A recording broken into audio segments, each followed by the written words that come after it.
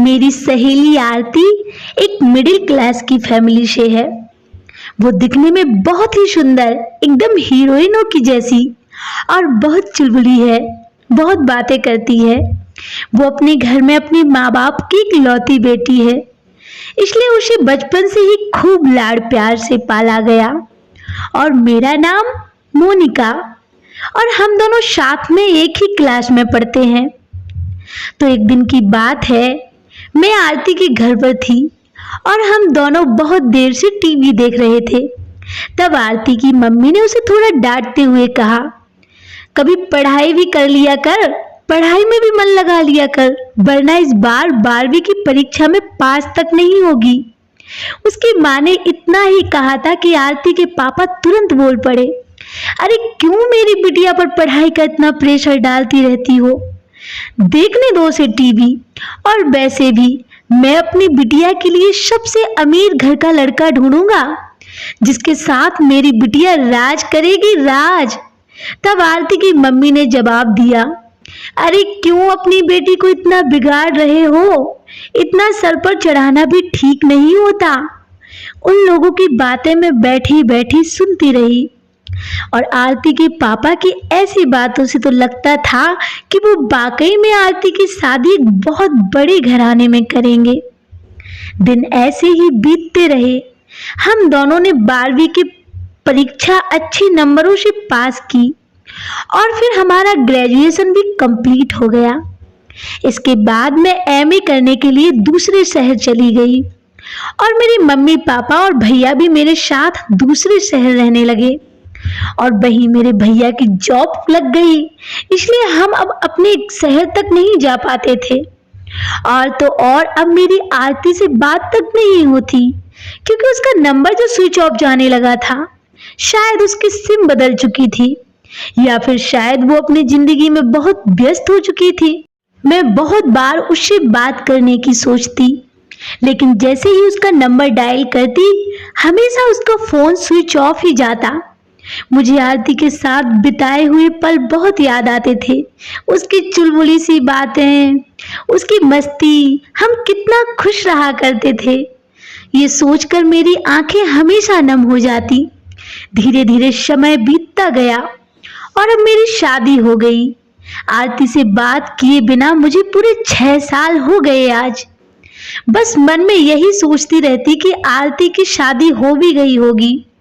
एक दिन मुझे किसी काम से बाजार साइबर कैफे में जाना था और जब मैं कैफे से बाहर आई तो एक लड़की खड़ी थी जो कि बहुत जानी पहचानी सी लग रही थी। और जैसे ही मैंने उसे पास आकर देखा तो उसे देखती ही रह गई। एक पल के लिए लगा कि ये सब सपना है। यकीन ही नहीं हो रहा था कि सामने जो देखा, क्योंकि मेरे सामने कोई और नहीं बल्कि आरती खड़ी थी। खुशी के मारे मैं उछल पड़ी और उसे तुरंत गले से लगा लिया और जैसे ही उससे कुछ कहती तभी वो बोल पड़ी, अरे मोनिका, बहुत दिनों बाद मुलाकात हुई, कैसी है तू? ठीक ही होगी, चल मैं तुझसे बाद में मिलती हूँ, अभी मैं थोड़ा जल्दी में हूँ।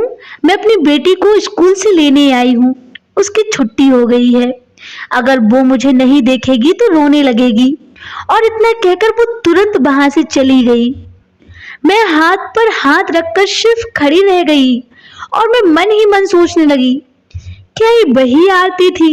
ये तो मेरी बेस्ट फ्रेंड थी यार। ये इतना अजीब तरह से पेश क्यों आई मेरे साथ, और वो भी इतने सालों बाद मिले हैं, इसके बावजूद भी इसने मेरे साथ ऐसे रिएक्ट किया। पहले तो ये बहुत चुलबुली थी और अब ये वाली आरती, ये तो बिल्कुल पूरी तरह से बदल चुकी है और इसकी बेटी भी हो चुकी है। मुझे इस बात पर बिल्कुल भी भरोसा नहीं हो रहा था। मुझे पता नहीं क्यों बहुत अजीब लग रहा था। ऐसे लग रहा था जैसे कुछ आरती के साथ जरूर गलत हो रहा है। यह शायद उसका चेहरा मैं ठीक से पढ़ नहीं पाई। यही सब बातें सोचते सोचते मैं अपने घर आ गई। इसके बाद दूसरे दिन मैंने सोचा क्यों ना आज भी मैं साइबर कैफे जाऊं और आरती वहीं मिल जाए तो उससे ठीक से बात करूं। ये सोचकर मैं तुरंत रेडी होकर घर से निकल गई और जैसे ही मैं वहां पहुंची तो आज भी किस्मत से आरती मुझे वहीं खड़ी दिखाई दी।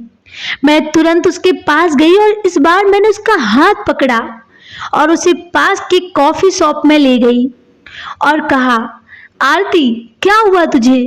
तू इतनी उदास क्यों है? घर पर सब ठीक तो है? तू पहले ऐसी तो नहीं थी, अब क्या हुआ? हम तो इतने दिन बाद मिले हैं फिर भी तुझे कोई खुशी नहीं हुई? और तो और तूने मुझसे नजरें तक नहीं मिलाई कल। क्या बात है आरती, मुझे बता। तुझे पता है मैं तुझे इतने सालों बाद देखकर बहुत खुश हुई और तू मेरे साथ ऐसे व्यवहार कर रही है जैसे तू मुझे जानती तक नहीं। मुझे सब सच सच बता, घर पर सब ठीक तो है ना? अंकल आंटी कैसे हैं? प्लीज बता। मेरे इतना कहते ही आरती फपक फपक कर रोने लगी और बोली, मोनिका जैसे ही तू शहर आई थी तभी मेरा रिश्ता एक लड़के से फिक्स हुआ और उसके घर वालों ने बताया कि उनका खानदान और उनका बेटा बहुत अच्छा है, लेकिन ऐसा कुछ भी नहीं था। मेरा पति इतना खराब है कि मुझे कहीं बात तक नहीं करने देता। जैसे ही मेरा रिश्ता तय हुआ उसने मुझे अपने प्यार के जाल में ऐसा फंसाया कि उसकी चालाकियां मैं समझ ही नहीं पाई। वो मुझे कभी किसी से बात तक नहीं करने देता, कहीं घूमने नहीं जाने देता था। एक बार तो उसने मेरी सिम तक तोड़ दी थी और ये बातें मैंने मजबूरी में कभी अपने मम्मी पापा को नहीं बताई कि कहीं उन्हें किसी बात की टेंशन ना हो। और तो और मेरी सास और मेरे ससुर दोनों दहेज के लिए मुझे ताने मारते हैं। मेरे मम्मी पापा उन्हें खूब देते हैं लेकिन उनका पेट कभी नहीं भरता और वो और भी ज्यादा मांगते ही रहते हैं। और मेरा पति भी शराब पीकर आता है और जब से मेरी बेटी हुई है तब से तो मेरे ससुराल वाले मुझे एक आंख भी नहीं देखते। मेरे पापा की तबीयत घर पर बहुत खराब रहती है, इसलिए मैं अपने मम्मी पापा को कुछ भी नहीं बताती और सब कुछ झेलती रहती हूँ। जिंदगी को बहुत घुट घुट कर जी रही हूँ। समझ नहीं आता कहाँ जाऊँ, क्या करूँ, किसे कहूँ, कौन समझेगा मुझे? क्या करूँ ऐसा कि सब कुछ ठीक हो जाए? मैंने सब कुछ करके देख लिया। अपने सास ससुर की खूब सेवा की, उनकी खरी खोटी सुनी, अपने पति को कभी पलटकर जवाब तक नहीं देती, लेकिन फिर भी मेरे घर में कोई इज्जत नहीं करता। एक वो जिंदगी थी जब मैं दूसरों को हंसा हंसा कर रुलाती थी और आज मैं रो रो कर हंस रही हूँ। आरती की ये दुख भरी बातें सुनकर मेरे तो पैरों के नीचे की जमीन खिसक गई। इतने दुख बेचारी को। मैंने उसे कस के गले से लगा लिया और दोनों मिलके खूब रोए। एक लड़की को भले ही ससुराल वाले प्यार करें या ना करें, लेकिन जिस औरत को पति का प्यार ना मिले ये दुख मैं बहुत अच्छे से समझ सकती थी, लेकिन हम चाहकर भी कुछ नहीं कर पाते।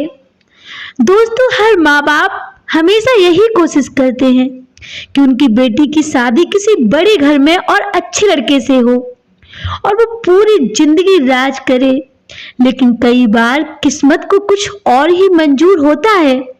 इसलिए हर माँ बाप की जिम्मेदारी बनती है कि उनकी बेटी को आत्मनिर्भर बनाएं और अच्छी शिक्षा हासिल कराएं, ताकि शादी के बाद वो अपना सिर गर्व से ऊंचा रखकर चले।